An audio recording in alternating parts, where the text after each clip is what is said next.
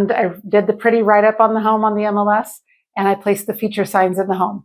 They read it all, they enjoyed the home, and they sent me a message going, "We're falling in love with our home again. We almost want to stay. If we didn't have a new job somewhere else, they would have stayed." If this is your first time to this channel and you want to know everything about buying and selling homes, click subscribe below and tap the bell for notifications so you'll be the first to know about the latest tips for buying and selling.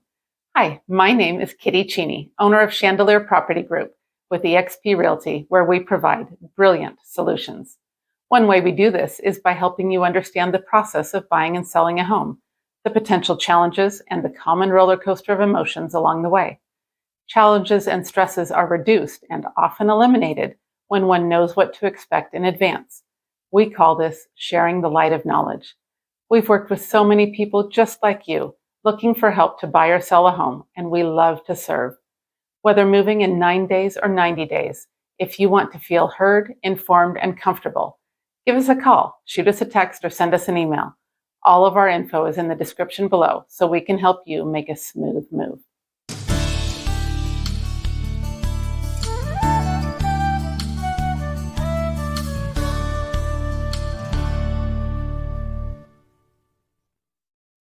Step 2 of selling your home is the showings. I'll make the listing active on the MLS the day after the photography is done, or whenever we've planned to do it. If it's a few days later, we'll make it active then. If it is a seller's market, you may want to find your new home first before we list it on the MLS. The buyer's market, we may want to get the home sold first before we find a new one. It's going to vary. So we'll talk about that and determine our strategy for when we have the home made active and listed on the MLS. At the time that we do so, though, I will not only make it active, I will also install a yard sign.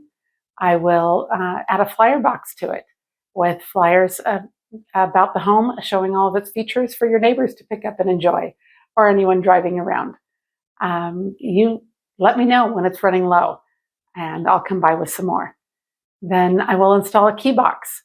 So the way these key boxes work, they are electronic key boxes, and they are only accessible by licensed realtors who have already been through a background check, an ethics test, and are current on their dues to the local Realtors Association. Then they have access to these MLS accessed key boxes, and you have to have a special app to access them. And even with that app, not anyone can access it. It takes a special code, which is a crazy long, like 15 to 18 digit code that you get from the Realtor Association, which is how they can protect access, ensuring that only currently active realtors who have passed all those tests have access to that code and therefore access to the key boxes.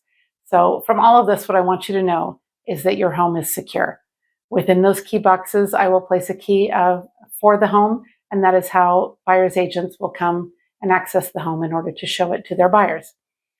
They still, though, just because they have access, because they're licensed realtors, doesn't mean they can open it, because there is an extra level of security on these key boxes. And that is that they require an approved showing that sends them a special code, an extra code. They need that code in order to open it. Not only do they need their code from the Realtor Association, but they also need the code approved for showing the home. And so what that means, your home is very secure, and it will only be shown by appointment.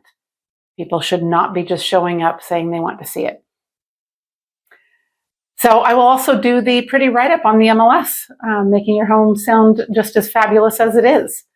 I will place feature signs around the home. This is something unique that I do. I've rarely seen any other realtors do this. These are little signs that point out some of the features of the home that would not be obvious. For example, saying that it has 4 bedrooms, well, that's obvious. They're going to see it. But noting that it has maybe those blinds that push up from the bottom and down from the top, maybe noting that it has soft close cabinets, or that it was plumbed for a second kitchen or for a fireplace that has never been installed. Those are things that are not easily seen. So I will put little feature signs around the home pointing out some of those features so that buyers remember them and are aware of them. In addition, because I could just put all that in the MLS, but in addition to simply making them aware of those characteristics, when they see these signs as they walk through the home, not only do they see them, they tend to read them, so they say them, they hear each other read them, and so it increases the number of senses that are engaged in the home tour. They don't just walk through and see all the things. They see the thing, they read the thing, they say the thing, and they hear someone say the thing, sometimes themselves. And so that increases the memorability of the homes that I list. And it's funny, I will call for feedback afterwards, after showings, and the buyer's agents will say, oh, I don't know, I showed a whole bunch of homes that day. Which home was it? I don't tell them the address. All I tell them is it was the home with all the signs, with all the little signs, and they go, oh, it was that home. The homes that I list stand out. They are remembered. When a buyer has seen 4 or 5 homes in a day, they all start to swim in their minds. Which one had this characteristic? Which one had that? Not with the homes I list. They stand out and are remembered. And this is one of the reasons why. Now, as a story, I had some sellers who did all the things on the list of things to do on the staging list. They prepped the home beautifully. It looked fantastic. And I did the pretty write-up on the home on the MLS, and I placed the feature signs in the home. They read it all, they enjoyed the home, and they sent me a message going, we're falling in love with our home again. We almost want to stay. If we didn't have a new job somewhere else, they would have stayed. They fell back in love with their home because of how I made it stand out, I made it shine, I made it glow, and I made it work better than they had ever seen before. And so I want you to know that that's the kind of effort that I would put into listing your home again, listing your home at this time. And next, if we decide to do an open house, in not every market do we do one, but if we decide to, then you want to plan on several hours away from the home. You'll have it all staged and looking fantastic, all the lights on, all the blinds open, and plan for several hours away while we have buyers coming through the home. If whether we do an open house or not, you will be doing showings. And so in preparation for the showings, you will receive a text request. You'll get a phone text, and we can set it up if you're married, we can set it up to where both of you receive it, or if you've got roommates, whatever, we can set it up where everyone receives a copy of it. But the text request allows you to accept or reject or suggest a new time on the showing. I do recommend that you accept as many as possible. We want as many buyers as possible coming through the home. But occasionally there are times that it just does not work for you, and therefore you can reject that showing request, or you can recommend a different time. I do recommend that if you have something big that you know is coming up, you've got a bunch of family in town, you've got a birthday party you're hosting, something like that, just give me a heads up and I can block it out on the MLS so that no one can even request that time. Then they know in advance rather than trying to do everything between 5 and 6, they know to try to get their showing of this home scheduled a little earlier. And that tends to work really, really well. So just give me a heads up if you know that there's a time that is not going to work for you, and I'll just block it out.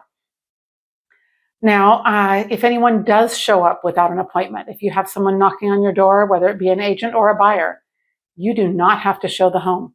If there is not an appointment, they don't have access to that key box. They can't access it, and they may knock on your door and say, hey, they may even say, hey, we can't reach your agent. No, it's an electronic system. It's very, very simple to request a showing. Don't listen to that. If a buyer comes by and says, we were just driving by and we want to see it, you don't have to show the home. You have a busy life. You're planning around things. All you have to do is point at the sign and say, call my agent. You can say that to both buyer's agents and buyers who just show up out of the blue. Tell them to call your agent. Tell them to call me, and I will arrange a time for them to come through the home that works for you when you have a chance to get the home looking nice beforehand. Very, very simple. You do not have to show it. By making the listing active on the MLS, you have effectively given permission for strangers to tour your home under licensed escort. And while that licensed escort is with them, they may not stay with them the entire time in the home. And so you need to be aware that the buyers may not stay together. They may not stay together with their agent. And they will be opening cabinets. They will be looking in closets. They will be looking around because they're checking out to see if this home is the right home for them. But because they may not stay together, it's just simply wise to put some things away.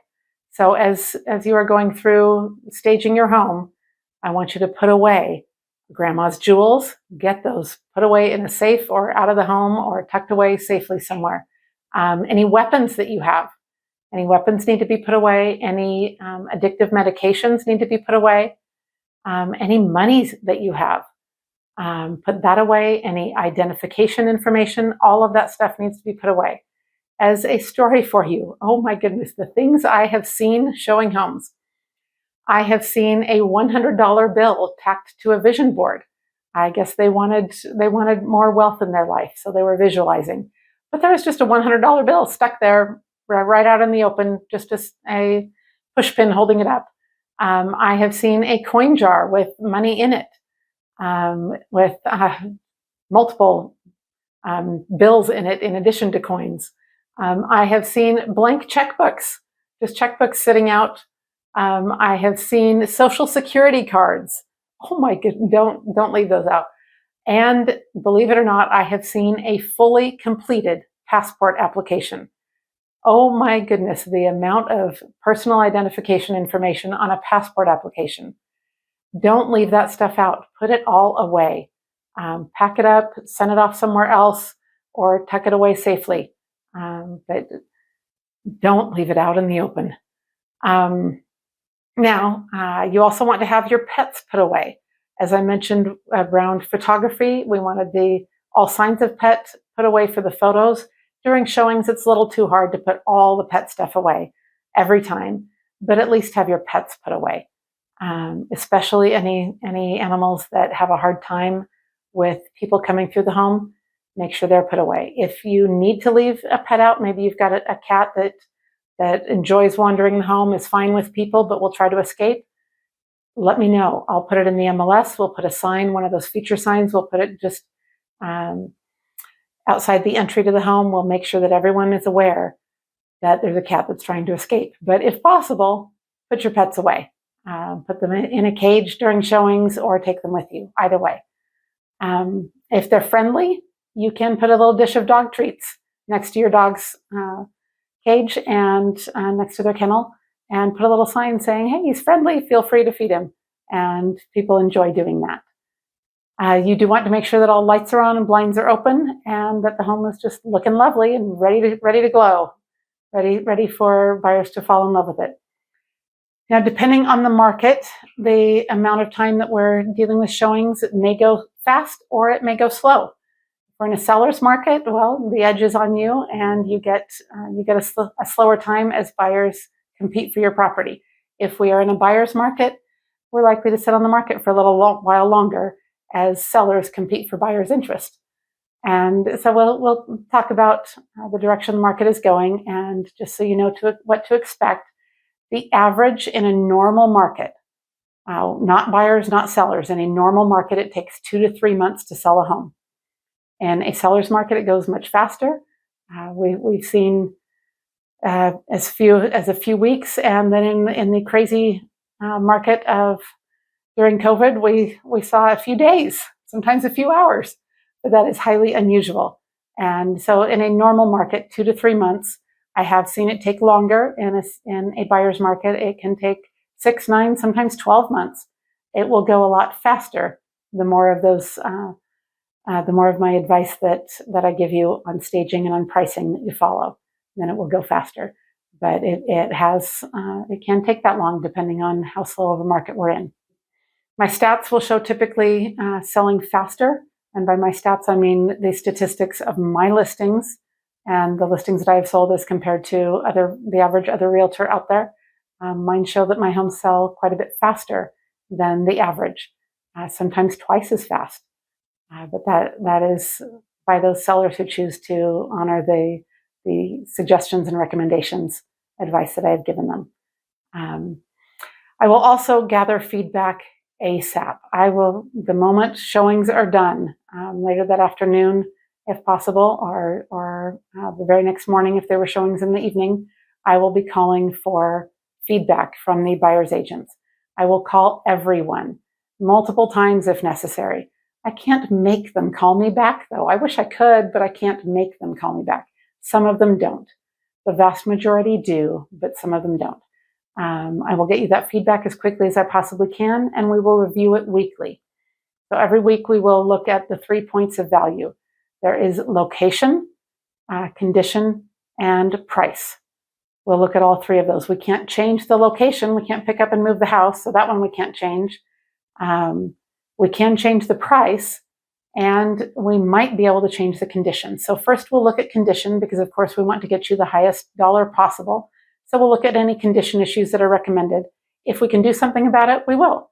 If we can't do anything about it, then we need to be looking at price. If a condition issue just keeps coming up and the home is not selling, then our only solution left is price, and we'll be talking about adjustments to that price. I recommend that you start packing now. Start packing now to prepare for those showings, to clean up for showings. It is okay if you have a stack of boxes sitting around. That's just fine. Try to keep them in a storage room or in the garage. That will help with sending the message to these buyers that you are ready to move, that you're ready to go, and that they would be able to get into this home quickly. Other things we will discuss during that feedback discussion is we will discuss the traffic, how many people are coming through. If we've had no showings, we may need to be looking at that price. If we've had a lot of showings, then we're doing fine, and we just need to wait for the right buyer. But if we're not getting the traffic that we need, then we may need to look at the price. And we'll look at any of those repeated condition issues, as I said. We will also discuss those price adjustments about every 2 to 3 weeks, depending on the market. We may go more frequently or less frequently, depending on the market, but every 2 to 3 weeks. This whole time of showings can feel like a whirlwind if we're in a seller's market, or it can feel like a long slog if we're in a strong buyer's market.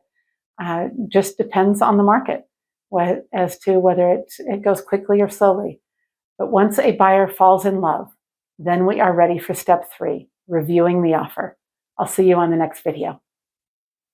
If you appreciated the knowledge shared in this video, click follow and subscribe for more videos on buying and selling homes. If you're looking to buy or sell a home and want to feel heard, informed, and comfortable along the way, comment below, or even better, call me. I look forward to being the brilliant solution you can't wait to share.